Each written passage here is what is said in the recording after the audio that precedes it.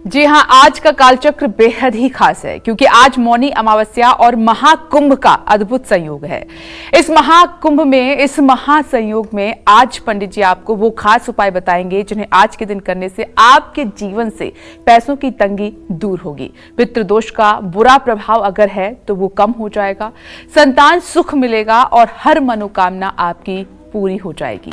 साथ ही 12 राशि वाले आज के इस महासंयोग में कैसे स्नान और दान करके पुण्य पा सकते हैं, ये भी पंडित जी आपको आज बताएंगे। तो ध्यान से देखिएगा आज का हमारा ये स्पेशल शो कालचक्र, जो कि आज मौनी अमावस्या पर है, महाकुंभ पर है। अपनी चर्चा की शुरुआत करें उससे पहले जान लेते हैं कि आज का शुभ मुहूर्त आपके लिए क्या है। पंडित जी बताइए।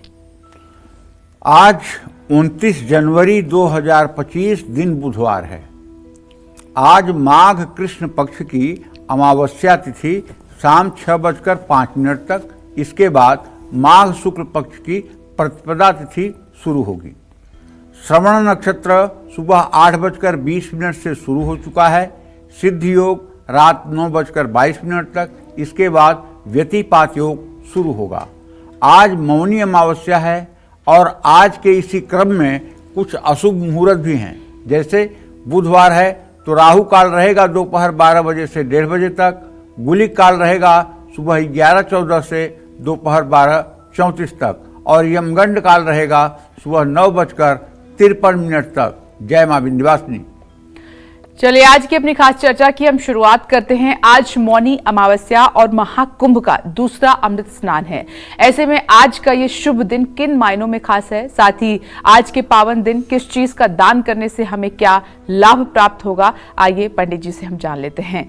पंडित जी, आज मौनी अमावस्या है और इसका जिक्र काफी दिनों से हो रहा है, चर्चा में है और श्रद्धालु भी बेसब्री से आज के दिन का इंतजार कर रहे थे। महाकुंभ चल रहा है, तो आज के दिन का महत्व आपसे समझना चाहेंगे। पहले देखिए, रामचरितमानस में गोस्वामी तुलसीदास जी ने लिखा है, माघ मकरगत रवि जब होई, तीर्थ पति ही आव सब कोई। माघ के महीने में जब मकर राशि में सूर्य होता है तो उस समय तीर्थपति जो हैं प्रयागराज, तीर्थराज जिनको कहा जाता है, वहाँ सभी देव, दानव, यक्ष, किन्नर, गंधर्व, मानव सभी का आगमन होता है। ये एक अलग बात है कि मौनी अमावस्या एक विशेष पर्व है, लेकिन इसका मतलब ये नहीं कि पूरे महीने के किसी दिन का महत्व कम है। मौनी अमावस्या का महत्व जरूर ज़्यादा है, लेकिन हर दिन का अपने आप में महत्व है। तो आज मौनी अमावस्या है और आज महाकुंभ का दूसरा अमृत स्नान है। ऐसे में आज के दिन का महत्व कई लाख गुना बढ़ जाता है। महाभारत के अनुशासन पर्व में कहा गया है कि माघ मास की अमावस्या को तीर्थराज प्रयाग में 3,10,000 अन्य तीर्थों का समागम होता है। जो नियम पूर्वक उत्तम व्रत का पालन करते हुए माघ मास में प्रयाग में स्नान करता है, वो सब प्रकार के पाप ताप से मुक्त होकर स्वर्ग में जाता है। हर अमावस्या वैसे तो महत्व रखती है, लेकिन मकर राशि में जब सूर्य होता है तब पड़ने वाली अमावस्या सबसे ज्यादा पुण्यदायी और प्रभावशाली होती है। स्कंद पुराण के अनुसार मुनि शब्द से मौनी शब्द बना है। ऐसा माना जाता है कि इस दिन पुरुष मनु का जन्म हुआ था, जो इस सृष्टि के आदि जनक है। माघ कृष्ण पक्ष की अमावस्या तिथि को युगादि तिथि भी कहा जाता है। यानी ऐसा माना जाता है कि इस तिथि पर 4 युगों में से एक युग का प्रारंभ हुआ था। युगादि तिथियां बहुत ही शुभ होती हैं। इस दिन किया गया जप, तप, ध्यान, स्नान, दान, यज्ञ, हवन कई गुना फलदायी होता है। प्रत्येक युग में 100 वर्षों तक दान करने से जो फल होता है वही युगादि काल में एक दिन के दान से प्राप्त हो जाता है। मौनी अमावस्या पर स्नान करने के बाद तिल से बनी हुई मिठाइयाँ, आंवला, कपड़े, दर्पण, सोना और दूध देने वाली गाय का दान सर्वोत्तम माना गया है। मौनी अमावस्या पर इन सभी चीजों का दान करने से शनि के दोषों से मुक्ति मिलती है और शनि के अशुभ प्रभाव में कमी आती है। जो व्यक्ति मौनी अमावस्या पर गंगा जल से शिवलिंग का अभिषेक करता है, उसके पितर नरक में भी अगर हों तो तृप्त हो जाते हैं। मौनी अमावस्या पर गाय, सोना, छाता, पलंग, कपड़े, दर्पण का दान जरूर करना चाहिए। पीपल के पेड़ में जल जरूर चढ़ाना चाहिए। और इसी क्रम में पद्म पुराण के अनुसार माघ मास में कृष्ण पक्ष की अमावस्या पर जो व्यक्ति तिल और जल से पितरों का तर्पण करता है, उसे अक्षय सुख की प्राप्ति होती है। मौनी अमावस्या पर जो व्यक्ति तिल का गौ बनाकर दान करता है, उसको 7 जन्मों के पापों से मुक्ति मिल जाती है।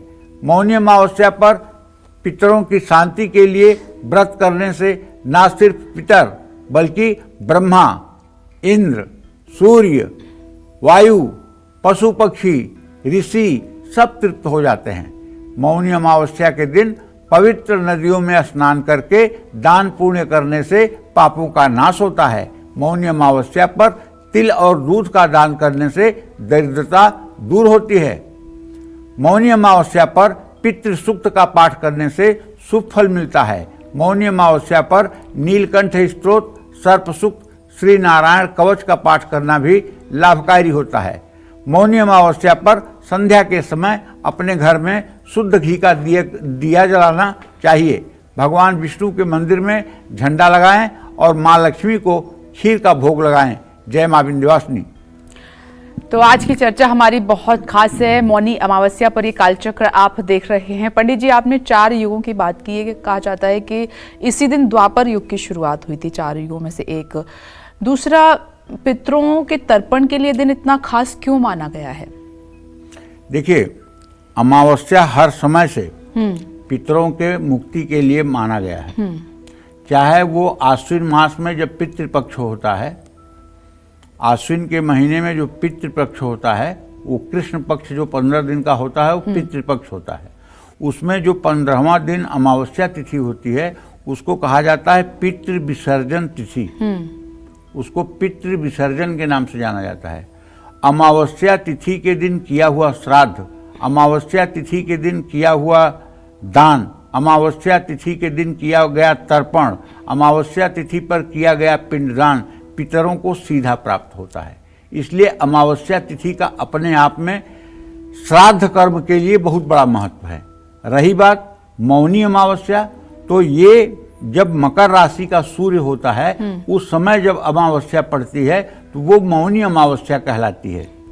और इस अमावस्या के दिन स्नान और दान करने से, पितरों को तर्पण करने से पितर तृप्त हो जाते हैं, इसमें कोई संदेह नहीं है। अब जैसे देखो, मेरा हाथ देख रहे हो ना, यहाँ इस तर्जनी उंगली के नीचे और इस अंगूठे के ऊपर ये पितृ स्थान है। ठीक है, अगर ऐसे बाएं हाथ को करके और दाहिने हाथ से जल डाल करके अंगूठा और तर्जनी के बीच से गिराया जाए तो इससे पितरों का तर्पण हो जाता है। पितरों को ऐसे तर्पण किया जाता है, ऐसे तर्पण नहीं किया जाता है। कई लोग ऐसे करते हैं। ऐसे तो सूर्य को तर्पण किया जाता है, लेकिन पितरों का तर्पण यहाँ से होता है। ठीक है जी। तो ये बात समझ लीजिए। तो देखिए, मौनी अमावस्या इतना महत्व क्यों रखती है, यही पंडित जी आपको समझा रहे हैं। आगे भी हमारी चर्चा जारी रहेगी।